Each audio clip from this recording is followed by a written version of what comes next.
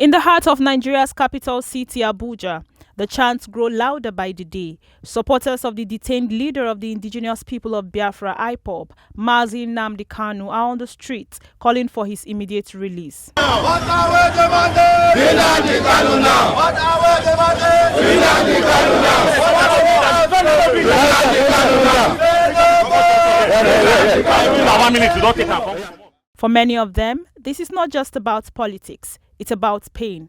The pain of what they call injustice, ethnic marginalization, and a long wait for a trial they believe has dragged on too long. Free Nnamdi Kanu now. No! It's not a tribal issue. It is not a religious issue. It is not a sentimental issue. It's a social justice issue for us. We are not here as Igbos or Yorubas or Hausas. The protest, which was announced by the human rights activist Sowore'S on his X handle on the 9th of October, called on all Southeast governors, well-meaning Nigerians, to join the call for the release of Nnamdi Kanu as they marched to Aso Rock on the 20th of October 2025. As the protesters hit the road in a peaceful protest led by Sowore'S, they were barred by heavy security presence at various points in the capital city using tear gas.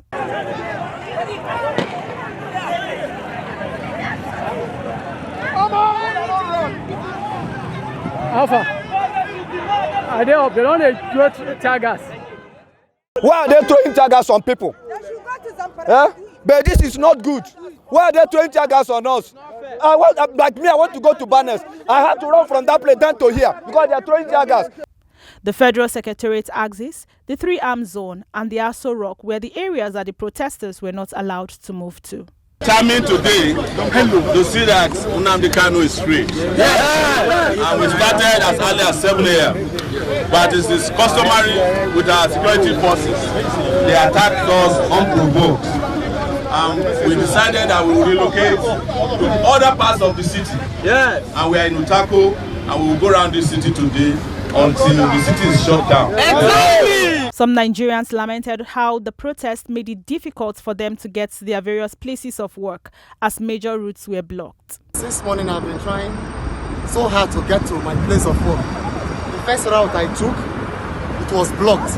We're not allowed to pass. So I decided to take this route. Same thing is happening. So I had to trek down. Even now, I don't even know if it will be easy for me to even penetrate or pass through to my location. We left our house this morning just to go out to get something to eat, our daily bread and nothing much. But getting to this junction here, we were stopped on our way.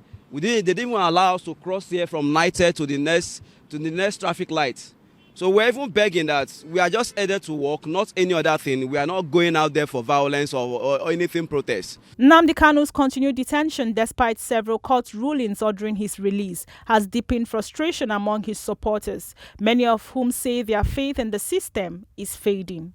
Several calls for his release have been made in the past, with the most recent being the clash between Obinna Agocha, the Labour Party member representing Umuahia North, Umuahia South, Ikwanno Federal Constituency of Abia State, with the Speaker of the House of Representatives, Tajuddin Abbas, in his attempt to draw the attention of the House to the worsening health condition of Nnamdi Kanu. I wish to draw the attention of Mr. Speaker and the House that on the 26th of August 2025, I wrote a letter to Mr. Speaker, the House of Representatives, as well as a letter to the Attorney General of the Federation and a letter to Mr. President, urging for the urgent intervention request in the deteriorating health conditions of my constituent, Nnamdi Kanu.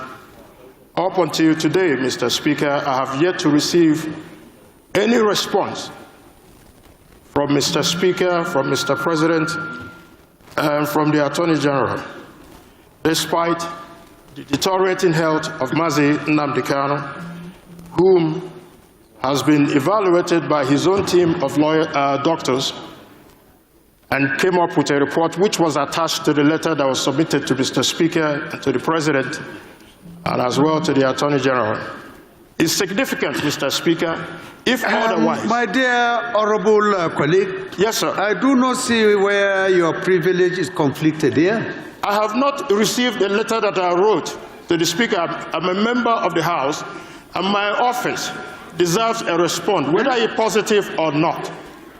But as a member, and the letters were received by your office on the 27th of August, right here. Is the letter you wrote to Mr. Speaker's office just a notification? Not a notification, or a demand for a certain action to be taken? Yes, we requested for a certain action, which was to intervene in the medical condition of Nnamdi Kanu, whom is now, his health condition is deteriorating. If it is something specific to the office of the Speaker, Honorable, I find it a little bit intriguing that you will come by way of a privilege to demand action to be taken. Mr. Speaker, the letter was written. The Speaker that you have direct Mr. access Speaker, to. the letter was written since August 26th.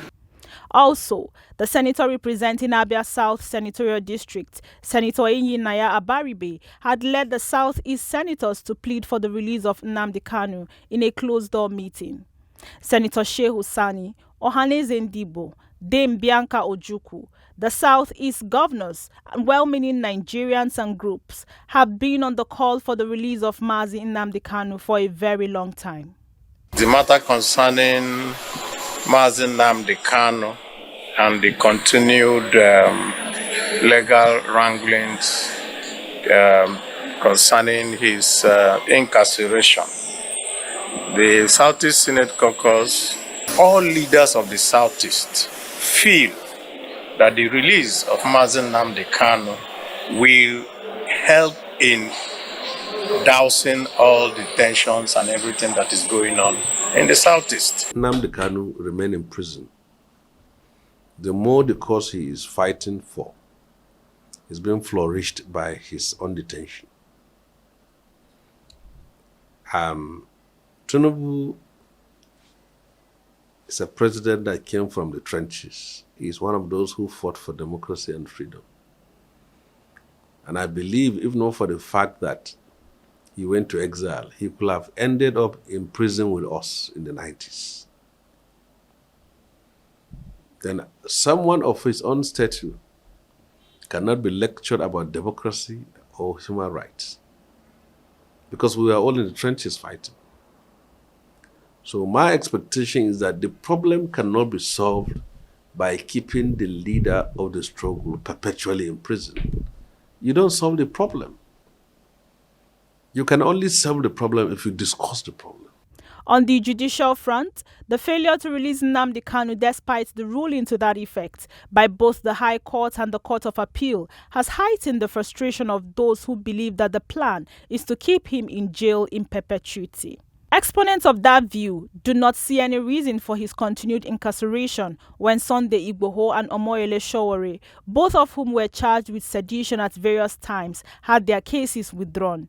It is obvious that the failure to release Nnamdi Kanu, despite the various calls from many individuals and groups, led to the protests. Whether seen as defiance or determination, these protests reflect a nation still searching for consensus on notions of fairness, justice, as well as genuine peace. For now, Nnamdi Kanu remains in DSS custody, his fate once again caught between judicial procedure and political will. Ebere Anebo in Abuja for True Vision Online Television, the platform that democratizes the media space.